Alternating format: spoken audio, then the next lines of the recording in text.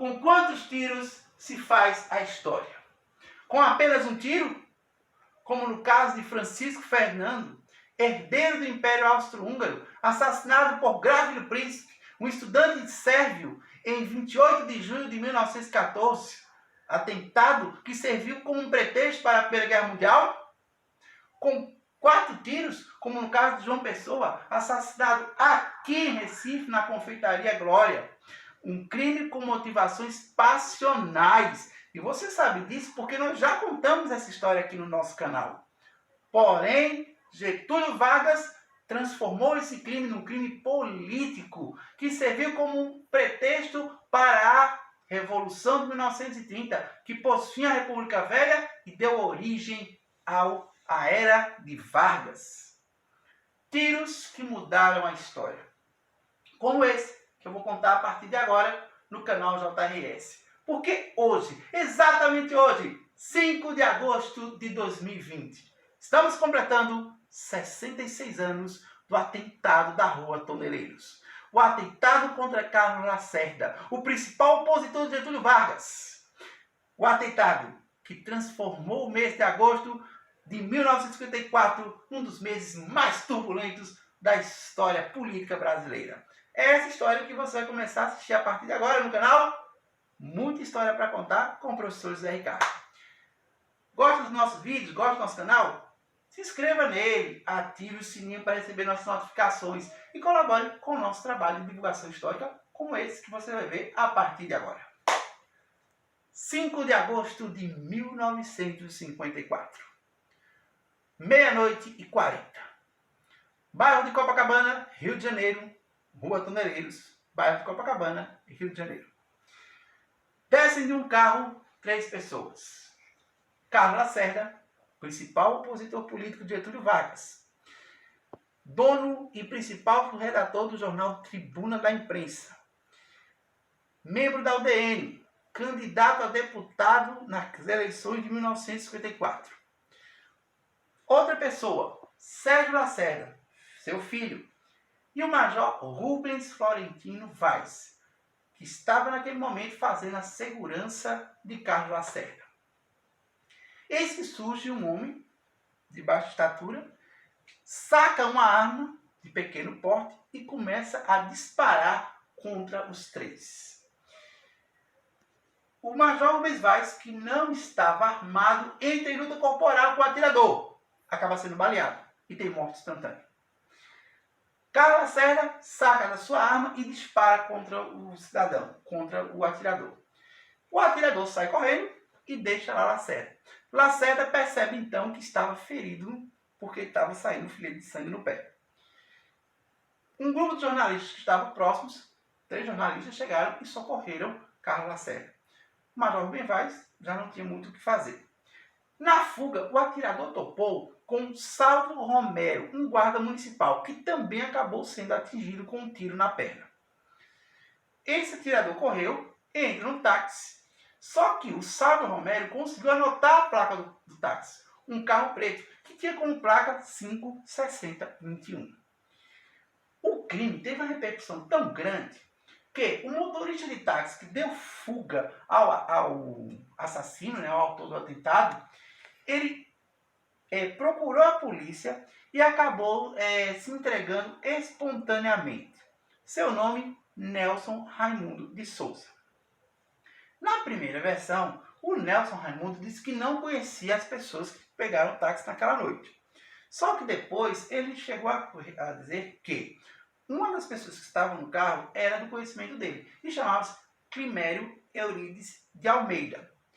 Esse Climério, a partir daí, a galera começou a puxar o fio do novelo e, pasmem vocês, essa história foi parar exatamente aonde? No Palácio do Catete. Exatamente na residência de Getúlio Vargas, tá? O atentado da Rua Toneleiros, que foi contra o jornalista Carlos Lacerda, acabou respingando em nada mais nada menos do que em pessoas ligadas à presidência da República. Dentre essas pessoas, a principal delas chamava-se Gregório Fortunato, o anjo negro de Vargas. Gregório Fortunato, gente, ele era chefe da guarda pessoal de Getúlio Vargas. Abaixo dele estava um cara chamado João Vicente de Souza, o subchefe. Tá? É bom lembrar que toda essa turma acabou sendo presa no decorrer de todo esse processo de apuração do atentado da Rua Toneleiros. Pois muito bem. O Gregório Fortunato, tá? Ele chega junto de um cara chamado João Antônio Soares, que era sócio de Climério Eurives, tá? E é justamente essa associação entre João Antônio e Climério que vão contratar um cara chamado Alcino João do Nascimento, que foi o executor do atentado, que foi o cara que deu os tiros, tá? Esse camarada, ele haveria sido contratado pelo Climério, tá? Mas recebeu do secretário pessoal do João Valente de Souza, que era a segunda pessoa depois do Gregório, tanto o Gregório como o João Valente eram membros da guarda pessoal do Getúlio Vargas, e é bom lembrar que o Vargas, quando teve esse atentado, ele destituiu essa guarda, é bom lembrar isso, tá bom? O João Valente foi a pessoa encarregada, tá? De pagar ao Alcino João a quantia de 50 mil cruzeiros como forma de pagamento pelo atentado, tá? É bom, como eu já tinha falado antes, toda essa galera que eu estou falando aí, né, esses números que eu estou citando, acabaram sendo, no decorrer do processo, procurados pela polícia e também pelo Exército, porque esse crime envolveu um militar, o Major Rubens Vaz, ele era membro da Aeronáutica, tá? Tanto é que vai ser instalado um inquérito militar para isso também. E boa parte das investigações vai ser feita pelo Ministério da Aeronáutica, daí a expressão República do Galeão, tá? Durante a época do mês de agosto, né? Diz que a República do Galeão vai ter uma grande influência, um grande peso político em todo o cenário que vai se desenhar. E, finalmente, o Gregório Fortunato vai acabar assumindo, tá, o ônus de todo esse atentado. Só que vai surgir também nessa história o nome do filho de Getúlio Vargas. Por quê? Porque Cico disse, o motorista, né, o Nelson, disse que teria escutado uma conversa do Climério, que por trás de toda a articulação para esse atentado estava o nome de Lutério Vargas, que era filho de Vargas. Tá? É bom lembrar que no dia seguinte, no mesmo dia, no dia 5 de agosto, o próprio Carlos Lacerda, no jornal Tribuna da Imprensa, deixou claro que o mandante do atentado não poderia ser outro, senão o próprio Getúlio. Getúlio Vargas, por sua vez, respondeu que o crime iria ser apurado dentro dos rigores da lei, mas que, no entanto, o tiro que atingiu o pé de Carlos Lacerda acabou acertando pelas costas. O que, de fato, se a gente for comparar, foi o que acabou acontecendo. Até hoje, existem lacunas não explicadas na história do atentado da Rua Toneleiros. E eu vou citar algumas delas aqui para vocês. Uma das versões, pelo menos a primeira versão, e é uma versão do próprio Carlos Lacerda, é de que havia apenas um autor na cena do crime, e não 4 pessoas. Os 3 ocupantes do carro, aliás, 5, né? Os 3 ocupantes do carro, o atirador e mais o salvo, que foi o guarda municipal. Outra contradição também em toda essa história é que nunca houve uma cariação entre o Climério Eurives e o Alcino João, embora se diga no processo que o Climério havia contratado o Alcino para fazer o atentado. Outra contradição também é que o disparo que matou o Rubens Vaz, ele foi de uma arma calibre 48. Uma arma, inclusive, de exclusividade do Exército. Enquanto que o tiro que foi disparado no pé de Carlos Lacerda foi de um revólver de calibre 38. Portanto, esse tiro jamais poderia ter vindo de uma pessoa que estava atirando contra ele. São essas contradições.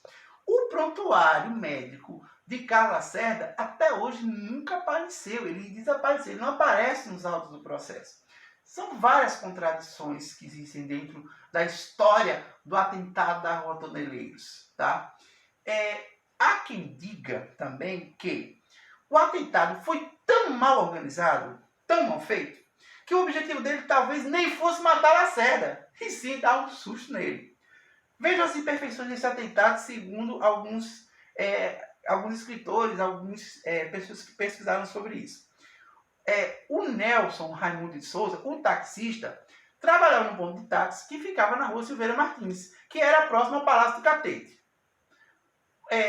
O Albino João do Nascimento e o Crimério, que foram os dois executores, os dois que estavam na cena do crime, não tinham um plano de fuga. Tá? Isso mostra que o plano para matar o Carlos Lacerda foi um plano extremamente mal elaborado, muito mal feito, uma coisa extremamente amadora. Tá?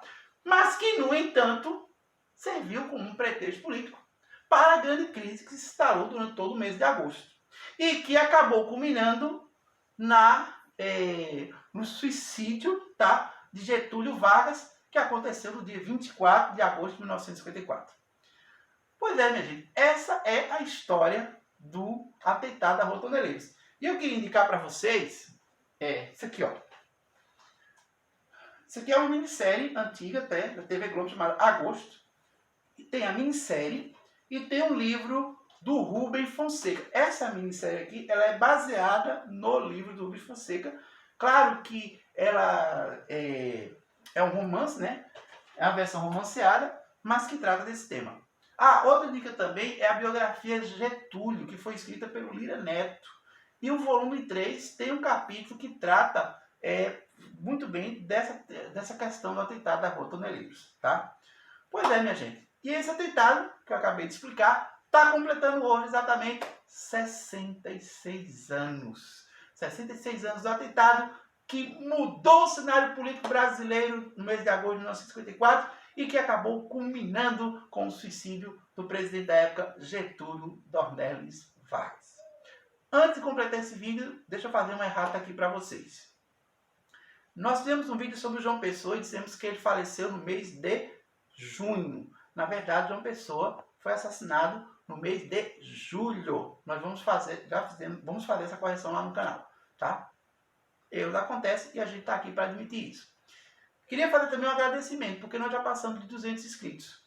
Muito obrigado a vocês que nos acompanham e que estão contribuindo com as suas inscrições.